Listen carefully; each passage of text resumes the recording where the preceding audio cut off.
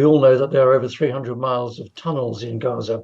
I mean, given the small size, physical size of Gaza, 300 miles of tunnels is a very daunting prospect.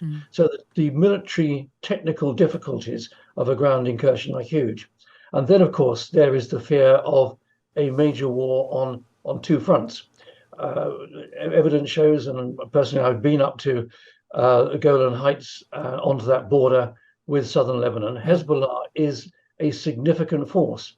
They have between 130 and 150,000 missiles and rockets that can strike the whole length and breadth of Israel, well backed by Iran.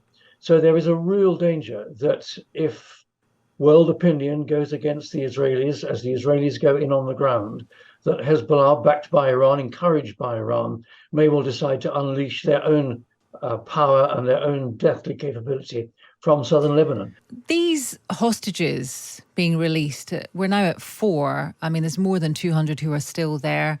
Some of them are military hostages, some of them are civilian hostages. How much hope can we take from this development? Well, I think we can take some hope, and we should take some hope. But I think the release of these 4 needs to be put in context, and one has to reflect on the reason that the Hamas insurgents, the Hamas terrorists, captured so many hostages in the first place. And that's clearly to put enormous pressure onto Israel, and that pressure to apply in several ways. Obviously, to delay the possibility of a ground incursion, for Hamas to gain as much as they possibly can, maybe the releases, which is what they're demanding, of all Hamas prisoners held by the Israelis. So I think we should be encouraged, but not over-encouraged, and in many ways doesn't change the overall picture of the problem that the world is looking at and that the Israelis are wrestling with. Do you think a ground invasion will still happen? On the balance of probabilities, yes, because Israel has said quite clearly that it's working towards the destruction of Hamas.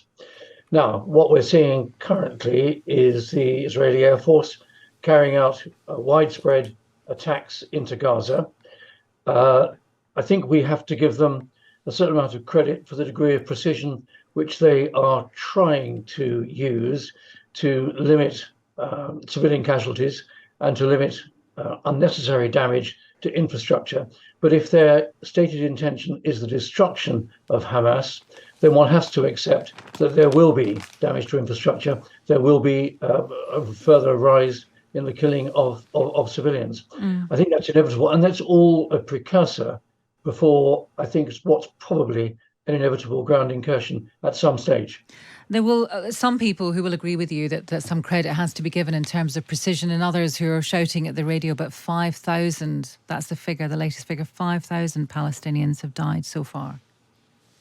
Yes, you're right. And one senior Israeli commander is on record to say that they are switching from precision to destruction. And one can understand that. If the stated aim is to destroy Hamas, then that's what they've got to get about. Now, of course, the Israelis would say, and the world has been pointing out to them, that there are laws of war. And the Israelis would say, yes, we are aware of that, which is why we've ordered over 1 million Gazans to move to safer areas. Well, that's fine as far as it goes. But of course, where they've moved to hasn't improved their humanitarian situation. We've seen just a small number of trucks, 20 trucks, bringing relief aid in. That's hardly even the drop in the ocean when there are 2 million people. So there are many issues being balanced up here. And again, as you've reported just a few minutes ago, the Israelis are showing extended footage of the massacre, the outrageous massacre that took place on the 7th of October, because the Israelis are determined that this element of the overall situation, which started this current outrageous round of fighting and killing, is the responsibility of Hamas, and we are not going to be allowed to forget that, and indeed nor we should. So this shows the other problem they've got is balancing up the real war, what's going on in Gaza from the air and maybe on the ground to come, balancing that with the information war and trying to make sure, from the Israeli point of view, that they do not lose all international support. And of course, the number of civilians deaths that increases risks even more the international support declining for Israel and for them losing the information.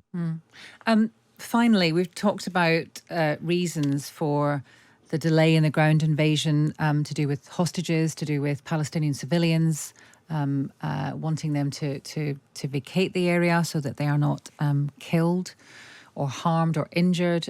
What about the other geopolitical factors about what might be happening or what might happen at other borders, for example, and other agencies, other states, for example, Lebanon and Hezbollah? Well, I think you're absolutely right to raise that.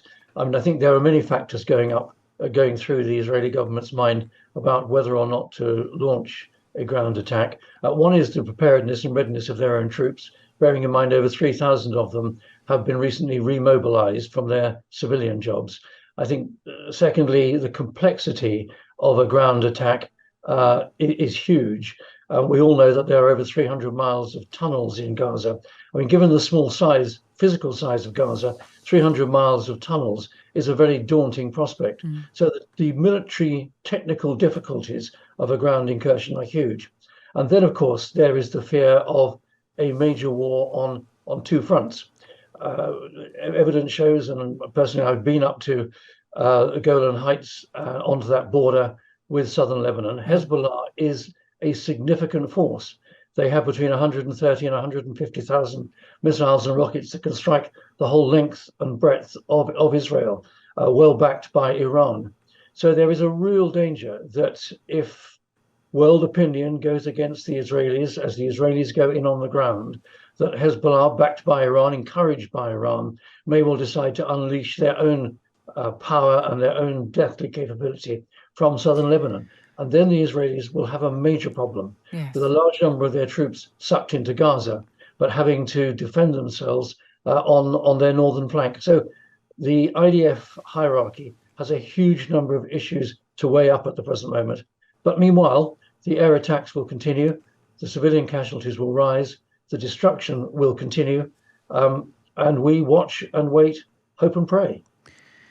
Lord Dannatt, thank you for talking to us this morning. That is the former Chief of the General Staff, Lord Dannatt.